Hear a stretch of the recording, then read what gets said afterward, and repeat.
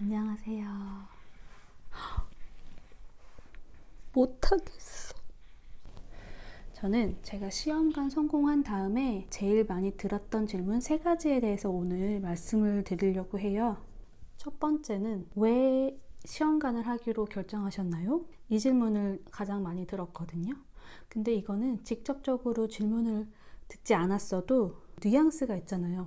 왜 시험관 했어? 이런 뉘앙스. 이렇게 숨이 차. 이 질문은 그 몇 가지로 좀 세분화할 수 있는데, 예를 들어서 나이가 그렇게 많지 않은 것 같은데 왜 시험관을 하셨나요? 그리고 인공수정 1차 후에 바로 시험관을 하신 이유가 뭔가요? 이렇게 나뉠 수가 있어요. 저 같은 경우는 제가 만 나이 33세 때 인공수정이랑 시험관을 시작했거든요. 2년 정도를 나뉜 기간으로 볼 수가 있어요. 따로 피임은 하지 않았었거든요. 그렇다고 배란일을 딱딱 맞춰서 하지도 않았었어요. 근데 그 병원에 갔었더니 내가 피임을 했어도 적어도 1년에 한 번은 임신이 돼야 된대요. 그렇지 않은 경우는 난임으로 본다, 이렇게 정의가 되어 있더라고요. 그래서 그러면 내가 난임으로 볼 수 있겠구나, 이런 생각을 했고요. 그리고 아이를 안 가지려고 했던 게 아니었기 때문에 차라리 그럴 거면 빨리 뭔가 도움을 받아보자, 이런 생각을 했었고, 주변에도 하신 분들이 꽤 여럿 있었기 때문에 결정하는데 뭐 크게 어렵진 않았었던 것 같아요. 그래서 저는 이제 만 33세에 그런 인공수정부터 시작을 했습니다. 그리고 그런 거 있어요. 저 이번에 인공수정 1차 했는데 역시 그건 로또인가 봐요. 잘 안 됐어요. 2차까지 해볼까요? 아니 바로 시험관을 해볼까요? 막 그런 질문을 가장 많이 볼 수 있거든요, 카페에서. 저도 많이 들었었고, 그래서 저도 좀 고민을 했어요. 왜냐면은 시험관의 인공수정이랑 과정 자체가 너무 다르기 때문에. 그럼에도 불구하고 시험관을 하게 된 이유는 성공률이 높고, 가장 중요했던 건 난소의 나이가 한 달 한 달이 되게 소중하다고 하더라고요. 그래서 그냥 진행을 하게 됐어요. 그리고 생각보다 제 주변에는 인공수정을 아예 안 하고 바로 시험관을 하신 분들이 더 많아요. 그런 것도의 영향이 좀 없지 않아 있었던 것 같아요.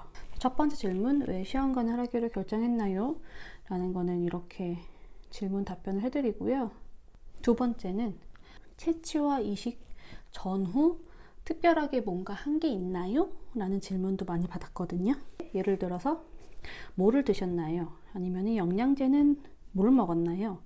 아니면 또 이식하고 계속 누워 계셨나요? 이런 질문들을 통합적으로 볼 수 있을 것 같아요. 카페 같은 거 보면은 뭐 단백질을 많이 먹고 두유를 많이 먹고 추어탕 등등 막 그런 것들이 있잖아요. 그래서 저도 웬만하면 고단백을 먹으려고 노력했는데 막 그렇게까지 신경 써서 먹진 않았던 것 같아요. 두유는 좀 먹었었어요. 추어탕 또한 몇 번 먹었던 것 같아요. 따로 비타민 같은 거는 엽산만 계속 꾸준히 먹었었어요. 저랑 남편 둘 다 1년 가까이 먹었던 것 같아요. 특별하게 뭔가를 많이 먹거나 그렇지는 않았어요.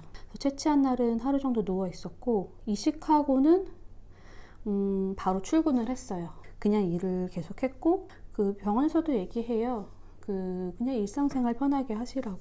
그러니까 크게 대세에 지장이 없는 것 같아요. 그리고 저도 어떤 마음가짐이었냐면은, 내가 뭘 하든 될 놈은 되고 안 될 놈은 안 된다, 그냥 그렇게 생각을 했어요. 붙어 있을 놈은 붙어 있고 떨어질 놈은 떨어지겠지, 약간 그런 마음가짐이었고요. 저도 되게 예민하고 정말 생각이 많은 스타일이어서 걱정을 좀 많이 했거든요. 너무 이거에 집착하고 있을까봐. 그렇지 않으려고 노력을 많이 했던 것 같아요.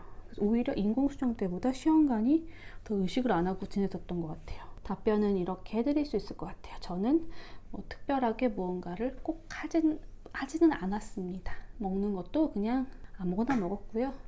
단 엽산은 챙겨 먹었다는 거, 일상생활 편하게 했다는 거. 그러나 피곤하지만 않게 했어요. 그러니까 일상생활은 하되 피곤하지 않을 정도로만 활동을 했던 것 같아요. 두 번째 질문은 여기서 끝났고요. 세 번째, 통증이 있나요? 나팔관 조영술, 채취, 이식 시에 통증이 있나요? 없나요? 이 질문도 진짜 많이 받았거든요. 특히 나팔관. 이 나팔관 조영술을 가장 걱정 많이 하세요. 왜냐면은 첫 단계거든요. 첫 시작인데 뭐 카페나 이런 걸 보면 진짜 아파트 냉이가 너무너무 많아요. 지옥을 맛봤다 다시 나고 싶지 않다 막 그런 내용들이 많이 있거든요. 근데 저도 너무 긴장을 해가지고 이 나팔관 조영술을 한 3개월을 미뤘었어요. 겁나가지고 무섭다고 하도 얘기를 많이 들어서. 중요한 거는 나팔관 조영술엔 2가지 방법이 있어요. 제가 이전 예전에 처음 거의 초창기에 올렸던 영상에 나팔관 조영술에 대한 게 있는데 엑스레이법과 초음파법이 있거든요. 전 초음파법 했고요. 통계적으로 초음파가 좀 덜 아픈 대신 더 비싸고 그렇다고 하더라고요. 근데 저는 어쨌든 막혀 있지도 않았었고 통증도 거의 없었어요. 좀 불편한 정도, 그 정도였었기 때문에 여쭤보시면 저는 항상 괜찮았다고 얘기를 해요. 근데 제 지인들도 저랑 같은 병원에서 했는데 아팠다고 하는 사람들도 또 있더라고요. 그래서 이거는 사실은 되게 다른 것 같고요. 일단 근데 기본적으로 제 생각에는 초음파가 덜 아픈 것 같아요. 돈이 많이 들더라도 그냥 덜 아픈 게 좋겠다 싶었고, 제가 했던 병원은 그것밖에 안 했기 때문에 저는 초음파법으로 했습니다. 그리고 이 나팔관 할 때 그 주사도 엉덩이 주사도 몇 번 맞고 하거든요. 시작하기 전에 안 맞는 것도 있더라고요. 저는 그래서 그랬는지도 모르겠지만 안 아팠어요. 2번째, 3번째 영상이 있을 거예요. 그거 한번 참고해 보시면 될 것 같고, 그리고 채취 때는 채취가 조금 몸이 힘들었지 막 통증이 막 느껴지거나 그런 정도는 아니었었거든요. 수면 마취를 하고 있기 때문에 불편한 정도? 그러니까 배를 뭐 하고 나서 약간 소변을 볼 때 조금 여기 방광이 엄청 쪼여가지고 아픈 느낌이 조금 있었었고, 허리를 확 피지 못하고 하루 정도 불편했었고, 그거 말고는 특별하게는 없었어요.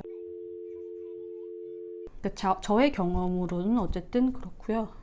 이식도 인공수정이랑 시험관 이식 둘 다 또 비슷해요. 그냥 장소는 다르지만 기구를 설치하는데 조금 불편함이 있지 아프지 않아요. 저는 나팔관 조영술, 난자 채취, 인공수정 시술, 시험관 이식 다 괜찮았어요. 이 정도면은 할 수 있겠다 싶었었어요. 근데 물론 저는 한 번씩 했기 때문에 이렇게 말씀드릴 수 있는 거고요.